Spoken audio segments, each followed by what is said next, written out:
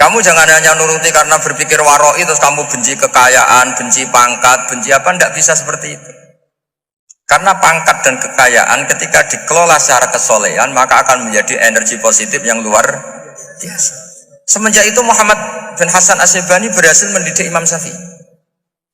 Sampai akhirnya keterusan Imam Syafi'i berpendapat kalau orang Islam bisa bikin rumah tingkat kok punya rumah reot itu haram. Akhirnya keterusan. Kalau bisa jadi bupati kok jadi ketua RT juga haram. Karena al-Islam ya'lu wala yu'la alaih. Islam itu luhur bukan bisa diluhurin.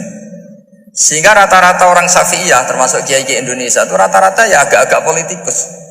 Ya agak-agak kedonyan, mungkin sebagian yang kedonyan tenan gitu. Karena gak ridho gitu loh kalau kesempatan itu dikuasai orang fasik kemudian menjadi kekuatan maksi.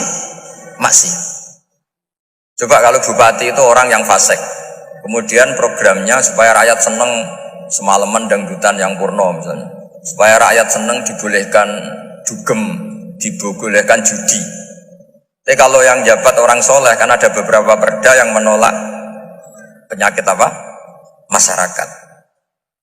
Jadi kamu jangan melihat bahwa kepangkatan ini hanya sebagai alat korupsi, alat otoriter, enggak.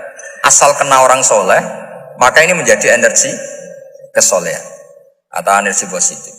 Sebab itu ketika Allah muji para nabi yang soleh, diantaranya disifati apa? Faqad ataina ala Ibrahim al-kitab wal hikmata, terusannya ayat wa atainahum mulkan azim. Dan Nabi Ibrahim dan keluarganya tak kasih kerajaan yang besar. Nah sekarang masih banyak orang yang cara pandang ngapain bikin unisula yang megah, ngapain berambisi punya akreditasi A dan sebagainya. Menyoal seperti itu salah secara usul fikih. Karena secara usul fikih kesempatan yang baik tentu harus diperjuangkan oleh orang-orang yang soleh. Karena ini supaya jadi otoritas yang positif. Itu dulu ada latihannya. Jadi orang dulu itu gampang sekali ketika milih miskin ditanya, kenapa miskin? Saya ingin hisab saya ringan. Tapi ketika mereka kaya, yang soleh, supaya harta ini tidak dipakai orang yang nanti dipakai maksiat. Kita misalnya orang soleh kok mau pangkat, karena kita ada ridho, kepangkatan itu dipegang orang maksiat, kemudian menjadi energi maksiat. Begitu juga seterusnya. Maka ulama dulu itu rileks. Sampai Nawawi Al-Bantani itu nanti bisa dicek di tafsir Qul hal yastawil ladzina ya'lamuna wal ladzina la ya'lamun. Beliau muji-muji ulama.